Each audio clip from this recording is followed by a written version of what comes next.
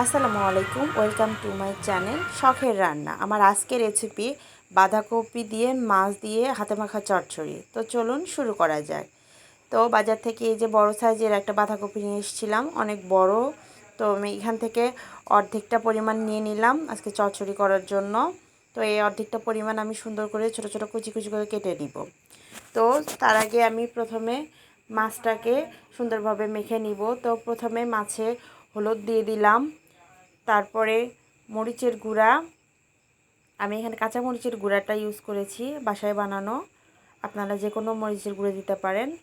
তো তারপরে আমি লবণ দিয়ে দিলাম, দিয়ে ভালোভাবে মাছটা হাতে মাখিয়ে নিব। আপনারা যে কোনো ছোটো মাছ দিয়েই চচ্চড়ি করতে পারেন, খেতে ভালো লাগবে। ছোটো মাছের চচ্চড়ির স্বাদটাই আলাদা হয়। তো এদিকে আমি কড়াই গরম করে নিয়েছি, এতে কিছুটা তেল দিয়ে দিলাম। তেল গরম হয়ে গেলে এক এক করে মাছগুলো দিয়ে দিতে হবে। তো আমি এই যে সবগুলো মাছ একটা একটা করে তেলের মধ্যে ছেড়ে দিচ্ছি। তারপরে মাছগুলোকে ভেজে নিতে হবে এপিঠ ওপিঠ। এই যে এক পিঠ ভাজা হয়ে গেছে, তো আমি এখন উল্টে দিচ্ছি আরেক পিঠে। তো এইভাবে দুই পিঠে ভালোভাবে মাছটা ভেজে নিতে হবে। একদম মচমচে করার দরকার নাই, একটু ভাজা ভাজা হলেই হয়ে যাবে। যেহেতু চচ্চড়িতে দিব, এতটা মচমচা করার দরকার হবে না। তো এই যে আমার মাছ ভাজা হয়ে গেছে। তো এখন আমি তরকারি মেখে দিব।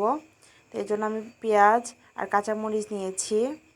তো এই পেঁয়াজ আর কাঁচামরিচটাকে আমি লবণ দিয়ে একটু হাতে মেখে নিব তরকারিতে দেওয়ার আগে। আমি প্রায় সময় এভাবেই রান্না করি। পেঁয়াজ আর কাঁচামরিচটাকে হাতে মাখিয়ে তারপরে তরকারিতে দিলে ঝালটা ভালো বের হয়, খেতেও ভালো লাগে। তো এই যে আমি বাঁধাকপিটা সুন্দরভাবে ধুয়ে পরিষ্কার করে নিয়েছি। এরপরে আমি দিয়ে দিলাম পেঁয়াজ কাঁচামরিচ যেটা মেখে নিয়েছিলাম সেইটা, হলুদ গুঁড়া দিয়ে দিয়েছি, আর সাথে পরিমাণ মতো তেল দিয়ে নিলাম, সয়াবিন তেল। তো এখন এই সবজিটাকে আমি ভালোভাবে হাতে মেখে নিব। এটা আপনারা চেষ্টা করবেন একটু সময় নিয়ে ভালোভাবে মেখে নিতে। প্রথমে আপনাদের একটু বেশি মনে হতে পারে যে সম্পূর্ণ পাতিলটায় ভরে গেছে। আপনারা আস্তে আস্তে একটু করে মাখতে মাখতে দেখবেন অনেকটাই কমে আসছে, এবং আপনারা নিচ থেকে উপর পর্যন্ত পুরোটাই ভালোভাবে নেড়ে নেড়ে মাখিয়ে নেবেন, যেন কোথাও মিক্সড হওয়া বাকি না থাকে। সব জায়গাতে লবণ হলুদ তেলটা ভালোভাবে যেন মিশে যায়, এজন্য একটু ধৈর্য সহকারে আপনারা চেষ্টা করবেন মাখিয়ে নিতে। তো এই যে আমার মাখা হয়ে গেছে। এখন এই পেঁয়াজ আর মরিচটা আমি যে বাটিতে মেখে নিয়েছিলাম ওইখানে একটু পানি দিয়ে আমি ঝোল দিয়ে দিলাম, সামান্য সিদ্ধ হওয়ার জন্য।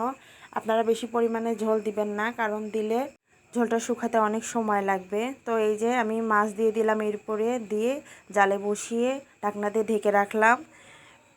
ঝোলটা শুকিয়ে আসলো এবং সিদ্ধ হওয়ার পরে এই যে আমার হয়ে গেছে। তো আমি এখন সবজিটাকে একটা সার্ভিং ডিশে সার্ভ করে নেব। তো এই যে তৈরি হয়ে গেল আমার হাতে মাখা মাছ দিয়ে বাঁধাকপির চচ্চড়ি। তো আপনারাও বাসায় ট্রাই করবেন, এবং ভালো লাগলে অবশ্যই আমার রেসিপিটিতে লাইক দিবেন, এবং আমার বিভিন্ন রেসিপি পাওয়ার জন্য অবশ্যই চ্যানেলটিকে সাবস্ক্রাইব করে রাখবেন।